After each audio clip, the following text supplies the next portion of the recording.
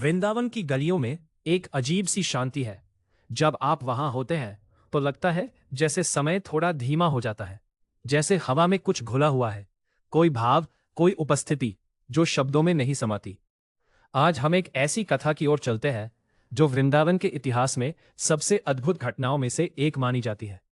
यह कहानी है राधा रमन जी के प्राकट्य की, यानी उस क्षण की जब स्वयं भगवान एक शालिग्राम शिला से प्रकट हुए। यह को पौराणिक कल्पना नहीं है। इसका एक निश्चित समय है, एक निश्चित स्थान है और एक निश्चित भक्त है जिनके प्रेम ने इस अलौकिक घटना को संभव बनाया। तो चलिए धीरे धीरे इस कथा में उतरते हैं। पहले थोड़ा संदर्भ समझते हैं। 16वीं शताब्दी का वो दौर था जब वृंदावन में भक्ति का एक नया प्रवाह आया था। श्री चैतन्य महाप्रभु ने अपने जीवन और प्रेम से पूरे भारत को एक गहरी आध्यात्मिक जागृति दी थी। उनके शिष्यों में 6 महान संत थे जिन्हें हम षड गोस्वामी के नाम से जानते हैं। इन्हीं में से एक थे गोपाल भट्ट गोस्वामी। गोपाल भट्ट जी का जन्म दक्षिण भारत में हुआ था।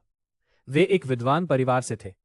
जब चैतन्य महाप्रभु दक्षिण भारत की यात्रा पर आए तब गोपाल भट्ट जी बालक थे। उस मुलाकात ने उनके जीवन की दिशा बदल दी। उन्होंने महाप्रभु को अपना गुरु माना और उनके आशीर्वाद से वृंदावन की ओर प्रस्थान किया। वृंदावन में उन्होंने सरल जीवन जिया, भजन, अध्ययन और भगवान के स्मरण में। अब आती है शालिग्राम की बात। गोपाल भट्ट गोस्वामी तीर्थ यात्रा पर गए थे। वे नेपाल के गंडकी नदी के तट पर पहुंचे। गंडकी नदी को शालिग्राम शिलाओं का उद्गम स्थल माना जाता है। इन शिलाओं को भगवान विष्णु का स्वरूप कहा जाता है। इनमें चक्र के चिन्ह होते हैं और ये पूजनीय मानी जाती है। गोपाल भट्ट जी ने वहां से 12 शालिग्राम शिलाएं एकत्र की और उन्हें अपने साथ वृंदावन ले आए। वे इन शिलाओं की प्रतिदिन बड़े भाव से पूजा करते थे, लेकिन मन में एक कसक थी। वो कसक यह थी कि अन्य गोस्वामी अपने ठाकुर जी को, यानी भगवान की मूर्तियों को वस्त्र, आभूषण और सुंदर श्रृंगार अर्पित कर सकते थे।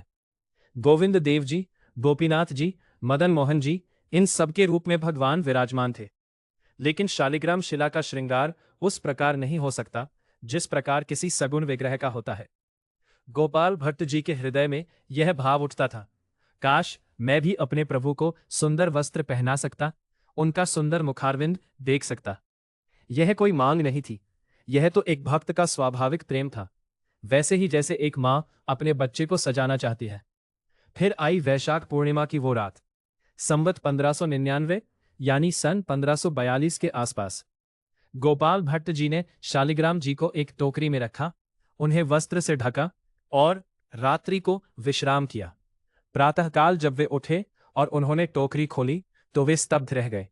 जहां 12 शालिग्राम शिलाएं थीं, वहां अब 11 शिलाएं थीं और एक शिला के स्थान पर एक सुंदर त्रिभंग मुद्रा में खड़े, बांसुरी धारण किए हुए भगवान का विग्रह प्रकट था। वह विग्रह था राधा रमन जी। राधा रमन अर्थात वे जो राधा को रमण करते हैं, जो राधा के प्रिय है। इस विग्रह की विशेषता यह है कि यह स्वयंभू है, अर्थात किसी शिल्पकार ने इसे नहीं बनाया। यह शालिग्राम शिला से स्वतः प्रकट हुआ और आज भी 500 वर्षों के बाद वृंदावन के राधा रमन मंदिर में यही विग्रह विराजमान है। यह उन गिने चुने मंदिरों में से एक है जहां मूल विग्रह आज भी उसी स्थान पर है जहां वो पहले दिन प्रकट हुआ था। इस कथा में कुछ और भी है जो ध्यान देने योग्य है। जब भक्त के मन में निष्काम प्रेम होता है, बिना किसी मांग के, बिना किसी शर्त के, तो भगवान स्वयं उस प्रेम का उत्तर देते हैं।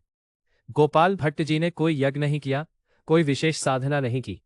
उन्होंने बस अपने हृदय की एक सरल इच्छा रखी थी और भगवान ने उसे सुना। यह सोचने वाली बात है। हम अक्सर भक्ति को एक कर्मकांड की तरह देखते हैं। कितने दीपक जलाए, कितनी बार परिक्रमा की, कौन सा मंत्र पढ़ा, लेकिन गोपाल भट्ट जी की कथा हमें याद दिलाती है कि भक्ति का केंद्र है हृदय, और हृदय का भाव जब सच्चा होता है तो वो पत्थर को भी पिघला सकता है, या कहे पत्थर को जीवन दे सकता है। राधा रमन मंदिर की एक और विशेषता है जो अद्वितीय है। आज भी इस मंदिर में गोपाल भट्ट गोस्वामी द्वारा उपयोग की गई वही पूजन सामग्री संरक्षित है। उनकी परंपरा आज भी जीवित है। उनके वंशज और शिष्य परंपरा में आए सेवायत आज भी उसी पद्धति से राधा रमन जी की सेवा करते हैं जैसी गोपाल भट्ट जी ने की थी। और एक और बात, राधा रमन जी के विग्रह में राधा जी की अलग मूर्ति नहीं है। ऐसा कहा जाता है कि राधा जी स्वयं इस विग्रह में समाहित है। इसीलिए राधा रमन वे दोनों एक हैं। जब आप कभी वृंदावन जाएं और राधा रमन मंदिर में प्रवेश करें तो एक पल के लिए रुकिए। बस देखिए, वो छोटा सा विग्रह उस प्राचीन गर्भगृह में सदियों से विराजमान है। न तो वो कहीं गया, न किसी ने उसे हटाया। आक्रमण हुए, समय बदला, दुनिया बदली, लेकिन राधा रमन जी वही है। शायद यही संदेश है।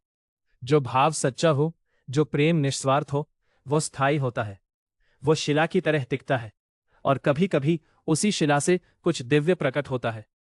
इस कथा को सुनते हुए अगर मन में कोई भाव उठा हो, कोई प्रश्न जागा हो, तो उसे आने दीजिए। आध्यात्मिकता का अर्थ सब कुछ समझ लेना नहीं है। कभी कभी बस किसी कथा के साथ बैठना, उसे महसूस करना, वही काफी होता है। राधा रमन जी की इस लीला को प्रणाम, इस यात्रा में साथ आने के लिए। मथुरा वृंदावन के रहस्य की यह श्रृंखला यही नहीं रुकती। अगली बार हम एक और अनसुनी कथा लेकर आएंगे, वृंदावन की उन्हीं गलियों से जो आज भी बहुत कुछ कह रही हैं। बस सुनने वाला चाहिए। कृपया हमारे चैनल को लाइक, शेयर और फॉलो करें।